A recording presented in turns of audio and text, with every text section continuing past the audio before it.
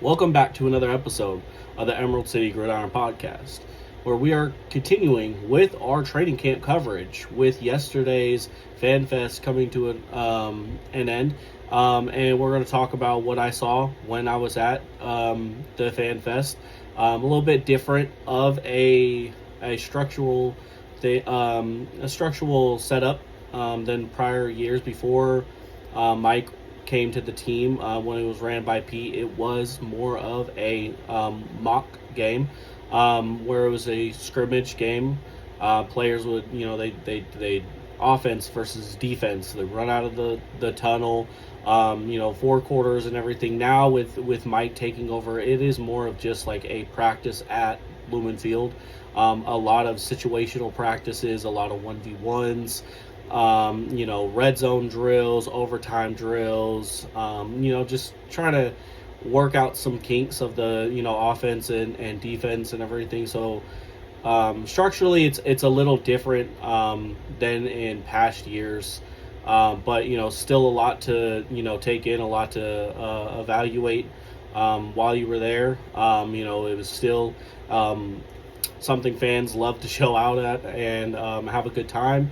But getting into the Fan Fest, what we saw, what I saw there, they start off with some one-on-one drills, the wide receivers, versus DBs. You'll see one lineup on the right side, another lineup on the left side, and, you'll take turns. Sam, Locke, and Milrow will rotate in, and throw to the receiver. And we got to see some good things. I think, one of the, if I'm looking at my notes here, one of the first receiver sets that we were able to look at was Emmanuel Henderson versus Michael Dansby, rookie on rookie. Both players trying to make this roster as late round picks. Emmanuel Henderson having that special teams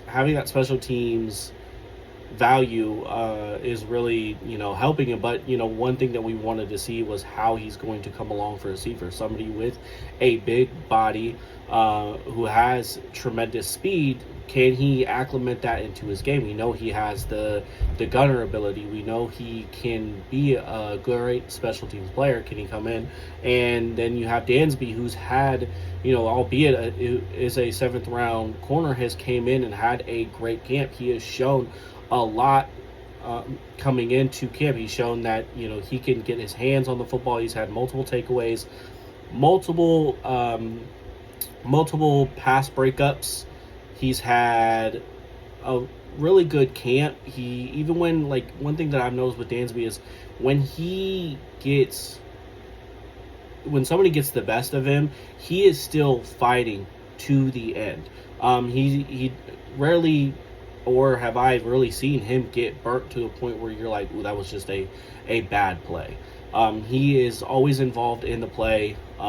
He is a very feisty corner, someone that in this defense, of Mike McDonald's defense, you want in your corner. And Emmanuel Henderson and Dansby line up. Jalen Milrose throwing them the ball, and it's good coverage by Dansby. He is all on him. This is where Dansby, with his height, might come in coverage with Emmanuel Henderson being the taller receiver. Had that step. He had a step on him, but Dansby was still in his hip pocket. But it was a great throw by Jalen Milrow, a great catch by Emmanuel Henderson in the corner of the end zone, and Emmanuel Henderson was able to win that battle. But it was like I alluded to earlier, it wasn't like Dansby was burnt. Dansby was right there. It was great coverage. It was just a better pass and a better catch. We move on, and there is a throw by Sam to Elijah Arroyo. He's lining up against Bud Clark, and this is where you get kind of one of your rookie moments. Almost, it's not a welcome to the NFL moment, but this is a rookie moment because Elijah made him look not great, and that's what he's known for. Bud Clark is known for his coverage skills, coming from TCU, having 15 pass breakups. Elijah Arroyo was able to shake him off the line and get separation and get catch, and it wasn't something that you were like I alluded to with Dansby, where he was like, oh, he was still there. No, Bud Clark was beat. Elijah Arroyo continues to have a great camp and show that he has that ability to be a pass catcher, and that's what he was known for in Miami. He had the speed, he had the vertical threat. He just didn't, he struggled to put that together. He had some health issues, and with new offensive coordinator Brian Fleury coming in, being a tight end coach, you have just been able to see time and time again Elijah Arroyo flourish in this new offensive scheme. And Bud Clark just he just lost on that one. Arroyo's having a good second year.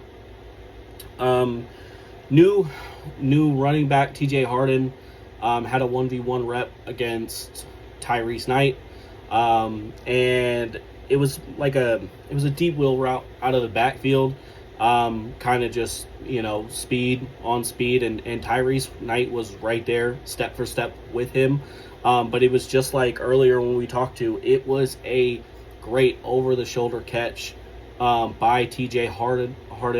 A great pass, and Tyrese Knight, wasn't able to, get the PBU on that. It was right in the bucket. TJ Harden came down with it in the end zone. So it's one of those things that's going to go down as a lost rep for Tyrese Knight. But it wasn't like it was one of those things where you're like, I can live with that. It's a better pass and catch. But he had tremendous defense on that. Another one with another rookie, Montori Foster Jr. Versus Andre Fuller. And this was one where, Andre Fuller, if you look back at it, you go, oh, I would love to have that one back, because he got right off the line of scrimmage. Foster, gave him the footwork. And he wasn't able to, Andre Fuller wasn't able to recover. And he tried to recover and almost fell down. And he was beat. Montori Foster keeps showing out in training camps. And here he had multiple big catches that we'll talk about a little later. But, two rookie corners in Dansby and Fuller that have been having good camps. Had a little rookie moment. But, they had some other plays later that we'll talk about more. But in 1v1s, it's a little harder when you're out there on an island. There's nobody out there. There's no sideline. There's no, players out there to go to. It's a little harder. But, the next one that I had in my notes is Ricky White versus Pritchett. This one goes down for a which ended up happening to be a PBU on Pritchett. He had good coverage. I think it was a little handsy.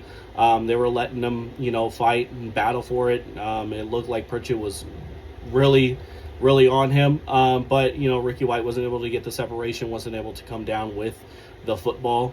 And Pritchett was able to have good defense and stay in his pocket and count it as it'll go down as a win rep for Pritchett, who coming off of an INT in Friday's practice, is stacking days, which is something you want to see out of Pritchett. He has been, primarily on the outside of Job. He has had every chance and is continued to have every chance to win that other starting cornerback, especially with a guy like Julian Neal still being out. But he continues to stack days and show improvement, which is something you wanted, because he had some bad plays last year, but he had some good plays today. He had some good days. Following the 1v1s, we got into more team-centric drills. And I think this was where, in a segment we'll talk about, or we can, we'll try to, here's what I'll do. I'll combine two of the segments when we talk about the defense's dominance in here, because it will show up. you start the team drills off, and Sam has a pass breakup. He tries to hit Job, or JSN in the end zone. Job has great coverage, is able to get a PBU, and there was nothing really there. Sam, I don't feel like had the best day today. He had some good some good like intermediate throws, and a good throw in the end zone to Arroyo. But I think as a whole, the offense just didn't have the best day. I think it was a defensive day, and you'll see that here when we talk about in my notes that the defense just showed up, and I think the offense, particularly the first string offense, was struggling to get the ball down the field. I think Sam had a really bad interception. There was a play where JSN is on the left side of the field and he's coming across, and you could see he has I'm pretty sure it's Andre Fuller. Andre Fuller was in his hip pocket. He has Finley behind him, and Drake Bell, who's playing in the box, is also coming back down, and you see Sam Darnold try to fit that ball into a tight coverage window, and it sails over the top and lands in AJ Finley's hand. A good moment for AJ Finley, who last year in this mock game in this Fan Fest, tore his ACL, so it was a full circle moment for him. But it was an ugly pass, a bad decision by him. A couple times you saw him try to force feed JSN on some slants, on some plays that just weren't there. So it was one of those practices where I don't think Sam Darnold is going to say he had a good practice.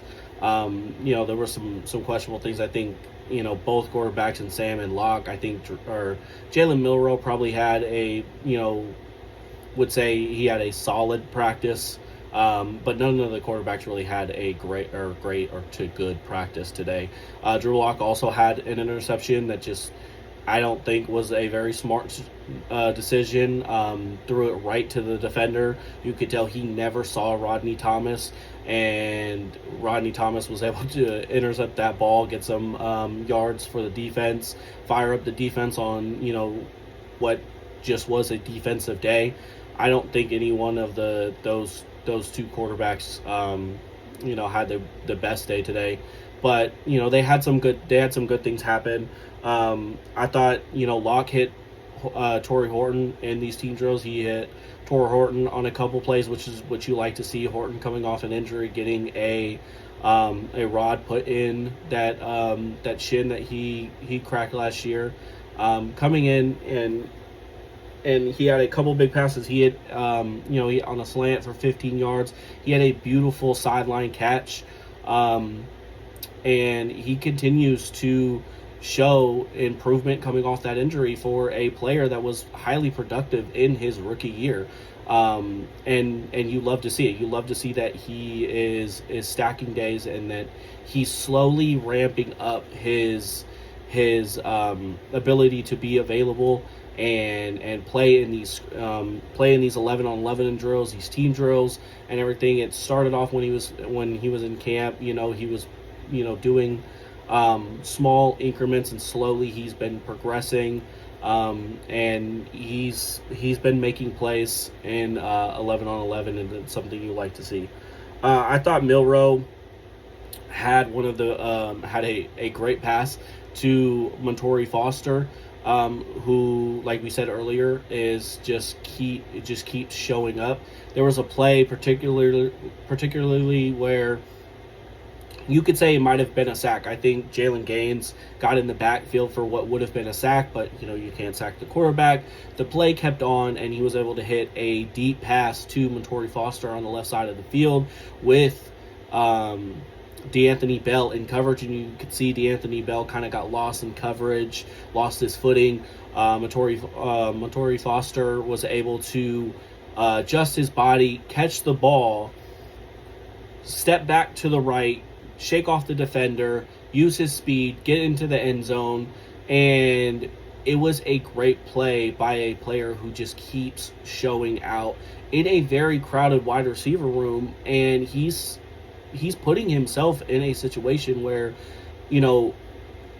you're going to have some uncomfortable conversations on, can we keep him on the practice squad? You don't want to hype him up too much and lose him on the practice squad. But he even got some love in the return game. He was returning kicks, so he's trying to add that. If he can add the special teams value, because right now that is what is going against him right now. You have a Irv Charles, you have a Ricky White, you have an Emmanuel Henderson, who all adds special teams value.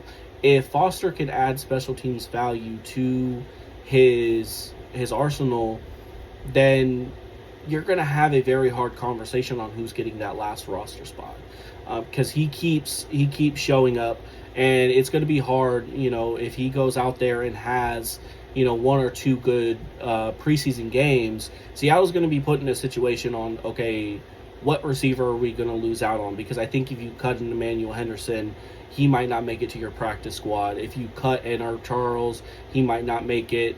They're going to have some decisions in that wide receiver room, and Foster is showing out and putting his name and saying, hey, maybe I wasn't thought of being someone who was on the practice squad last year as this player that can make the team, but he's doing everything right. He's having a good second year.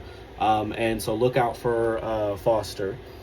Then highlighted, we moved on to some red zone drills, and that's where Sam had some good moments in the red zone drills. He hit JSN on a slant, got him inside the 5-yard line.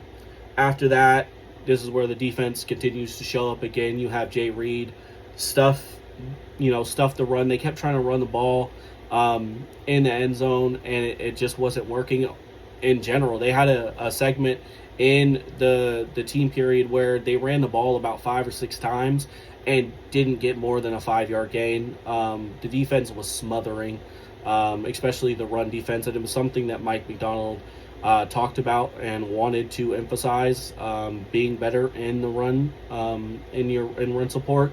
And they definitely showed their improvement and did that today. And then he followed that with a beautiful touchdown by Elijah Arroyo, someone who we just talked about earlier. Elijah Arroyo had a beautiful touchdown on Julian Love. He was able to get him, a little step on him. Julian Love had great coverage, but he was able to, get to the back pylon, extend out, and come down with the catch. And he continues to show his versatility in this receiving game and add another dynamic, especially with AJ Barner working his way back from injury. Elijah Arroyo stepping up could be incredible things to this offense and what they could do.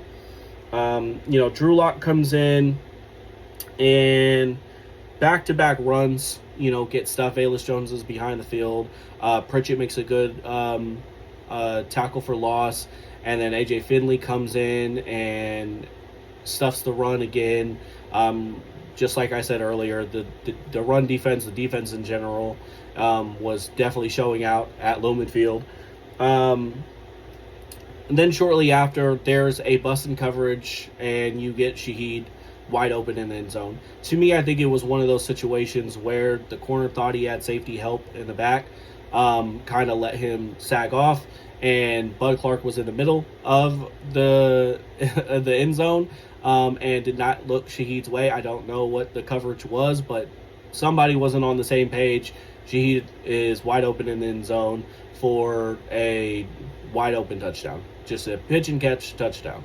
And Milroe comes in, and he hit Nick Collerup on a slant. Nick Collerup is someone who you've been seeing more of him and Saubert have been passing or catching the ball more in this offseason than they did in prior years. Mostly known as blocking tight ends. They've added some passing. I don't think they're going to be your AJ Barner or Elijah Arroyo, but with Barner, having some injuries and Arroyo's knock is being, having an injury history in college, extending them and extending what they can do is always important. You still have Brady Russell, who's your fullback, your tight end, your your everything.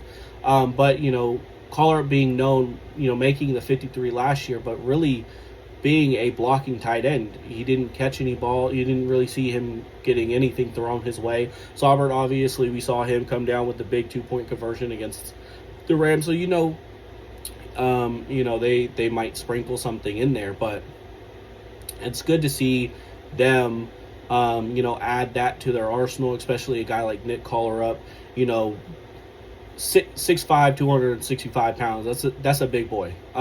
So you could definitely add some red zone, packages for a guy like that.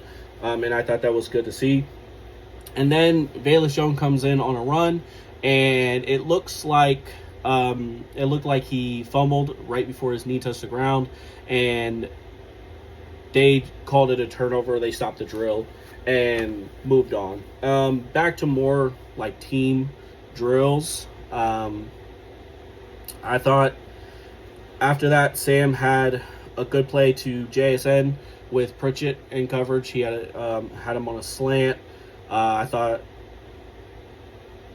it was okay coverage by Pritchett, but you're working against the offensive or player of the year, and JSN is going to be a JSN. Helani had a nice run after that, and then Velus Jones had what would have been a touchdown if there wasn't a holding call on the offensive line. And then after that, the defense shows up, back-to-back sacks. Byron Murphy and Peely, and then the other one was just a defensive sack, multiple guys getting into the backfield. Just a dominant defensive performance by this starting defensive line. And I didn't see a lot of Big Cat out there. He was suited up, but I didn't see a lot of him. Didn't see a lot of DeMarcus Lawrence, if any, and a sprinkle of Dante Fowler. So it looks like the older vets, didn't really play too much.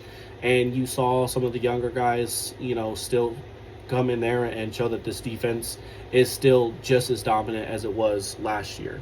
A couple plays later, you saw Bud Clark come in, kind of on that, playing that Devin Witherspoon blitz package. He came in screaming through the line, which resulted in a sack. Obviously they don't count it. They play through a little bit. Him putting his hands up, getting the defense wound up and everything. But it was a great play by him for a player who's known for his coverage skills. It was a great play by him. I think if he can add that to his arsenal, that and cleaning up some of his tackling things, he can really push to be that number 2 safety. Right now, he still is going with he's getting all the reps and everything, but you even have a comment with Mike McDonald saying he would like to see more of that that production that he got in college with those 59 interceptions. He's had some PBUs at training camp. He got a pick 6 off of a Dansby pass breakup, but you've seen sometimes him not being in the right places at the right time, or giving up some coverage. So he got some things that he needs to catch up and clean up, but he's getting all the opportunities with the ones and twos.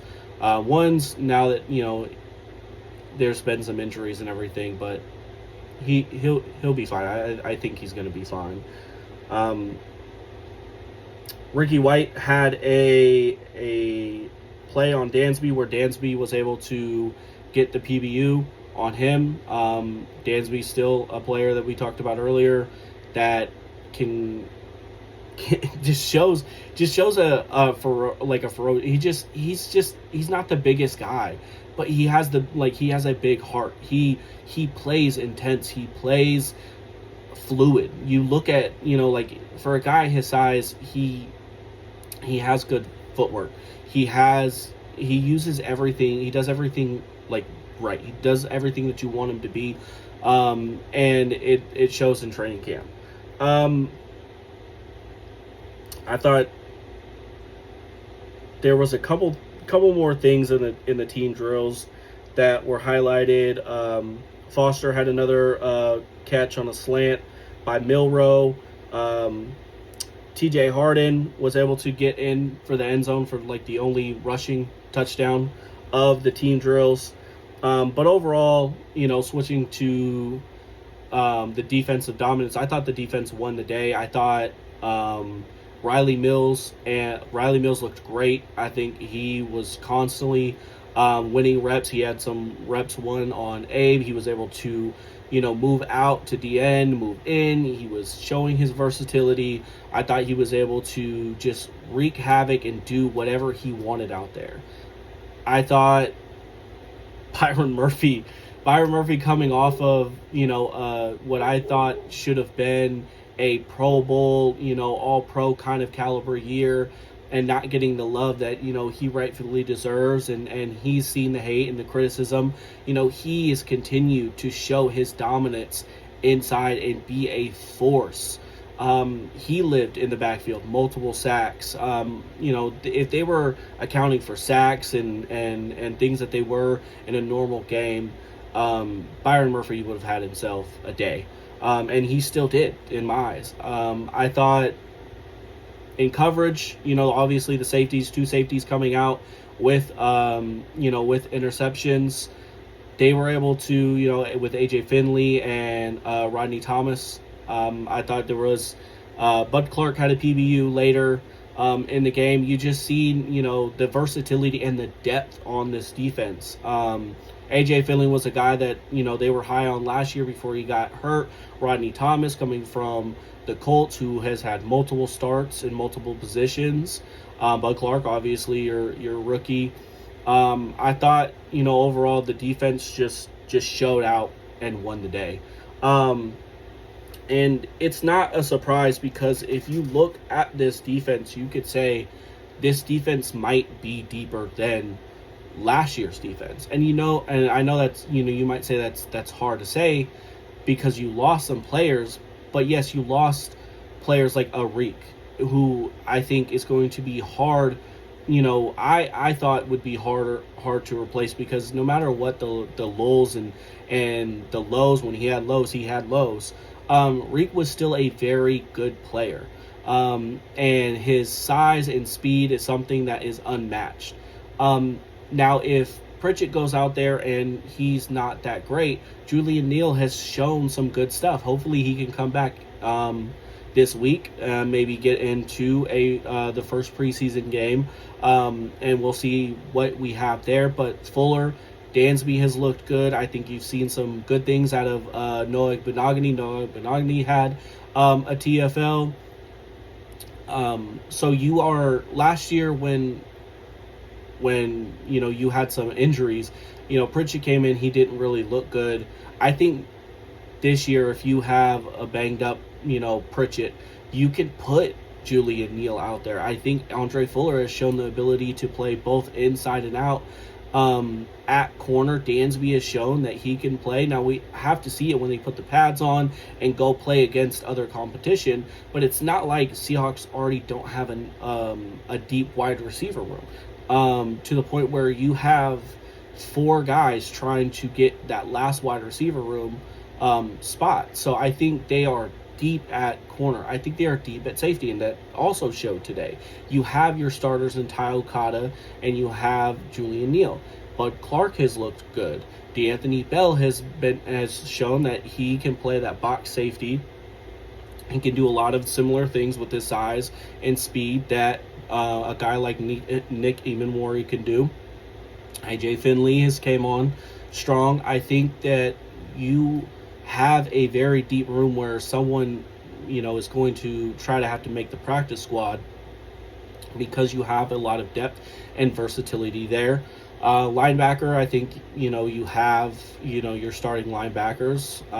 As much as Tyrese Knight has had a good camp, I think Drake Thomas has solidified his spot and has also had a camp. But the fact that you have two guys vying for one spot, because, they are that good, and to the point where, Mike McDonald has said they might have some things set up for Tyrese Knight. And then Pat O'Connell is your, I think has far ahead of there, but Chaz Surratt made the roster last year, mainly as a special teams player. Chris Paul Jr. has done some things. He's been a little banged up. He got banged up again at FanFest at the last play of scrimmages, but you've shown there. The only real concern that I would say when you speak about depth on this defense is the outside position. I think you're going to have a very formidable pass rush with Leonard Williams, with DeMarcus Lawrence, with Derek Hall, with Dante Fowler. You're going to have a lot of these pass rushers, but it's what is after that. I think a guy like Jared Ivey, is more. They see what they can get if they can get him on the outside. I think he's moved more to the inside, and I don't know where you go after that. I think Connor O'Toole's okay. Jalen Gaines has had a nice camp, but I do think it might be a situation where it's already been reported they've looked into other situations, and I think at some point they might look into adding to that, because I think after those initial group of guys it kind of falls off a little bit. But D tackles, we already know Seattle's super deep at D tackles. But it is a very deep team, and this defense shows that they are still dominant. As of a few players who stood out on here, obviously, that we've highlighted on the way, Montori Foster, like we said, is a player who just keeps rising to the occasion. He keeps stacking camps. He keeps making plays, scoring some touchdowns, making some big catches.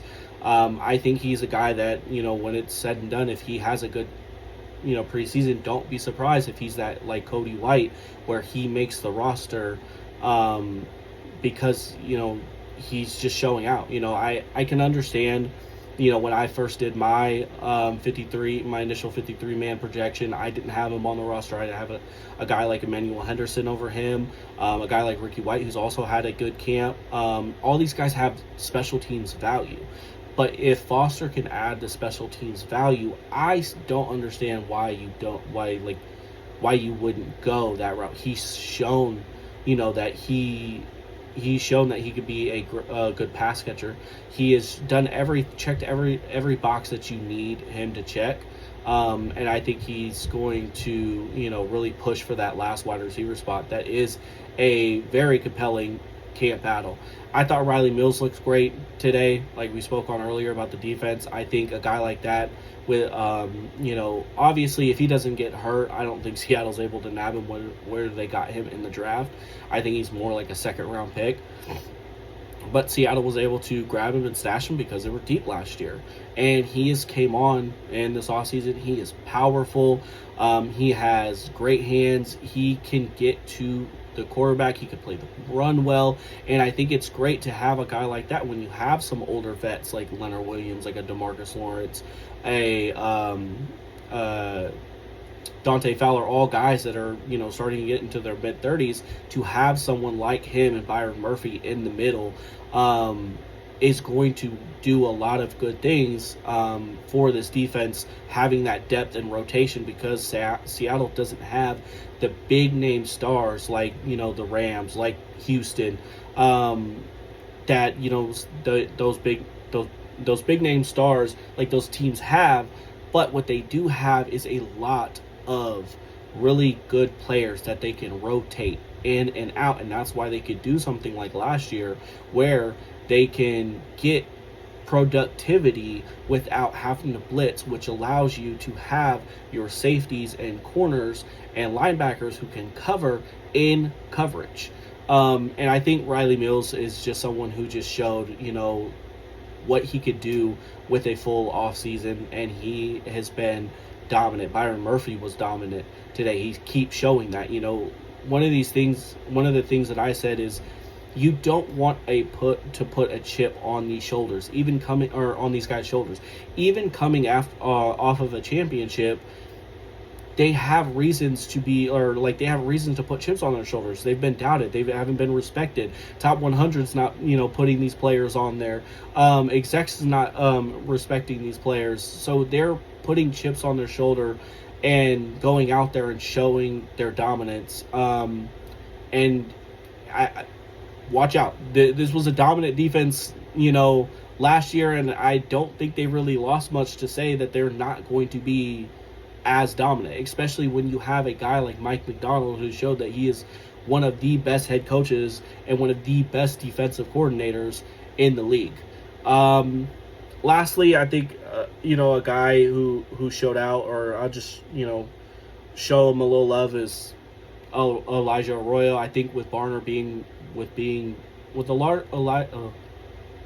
AJ Barner, having his injuries, with a guy like Elijah Arroyo coming in, what he can do, he adds a different dynamic. As much as AJ Barner has progressed to being a pass catcher and mainly known coming out of Michigan as a blocking tight end, Elijah Arroyo was a more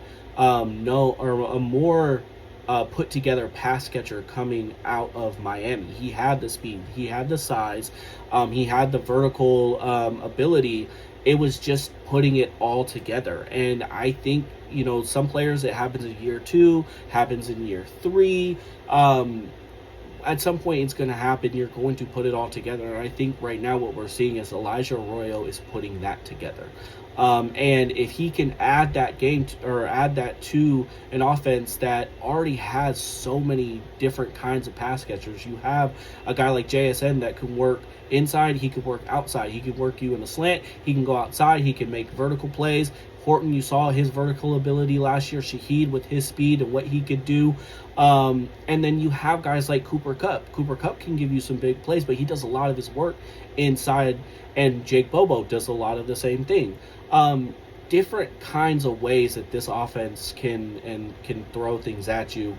And a guy like Elijah Arroyo, who can come in and not only add blocking, is something that he's talked about, adding blocking to his game, but adding that verticality and another threat in the passing game, can really not only help the pass game, but can help the run game. With having to respect so many players out there and what they can do, can really open up the run game. And it's something that showed last year when you got Shaheed. The run game was able to step up because now you are respecting more pass catchers and what they can do, and what they can really open up for this run game. So those are some players I think stood out. I don't think it was a great day for the quarterbacks. I think if you're thinking like, who stood out, then who didn't stand out. I don't think there was particularly anyone that didn't stand out or looked bad. I just think if the quarterbacks had some plays back or had some things that they wish they didn't do, they're definitely going to do that. But overall, I think it was a good day at practice. You got to see a lot of good things, a lot of good sets, in team drills, and one-on-ones I'm working on, some run things, some misdirection, some handoffs. You saw a lot of good things on what Brian Fleury is trying to implement in his offense. Like he said, they run a similar offense. He just, wants to do, implement a few things his way and everything. But overall, I think it was a a good day for the defense. If you're the offense, the offense I feel like struggled at times, and this defense was dominant. But that's all for what I saw. As always, if you like this video, you like content, we're pumping out more Seahawks content in training camp. So if you can, make sure you like, subscribe, hit that notification button, and wait for the next video. See you. Go Hawks.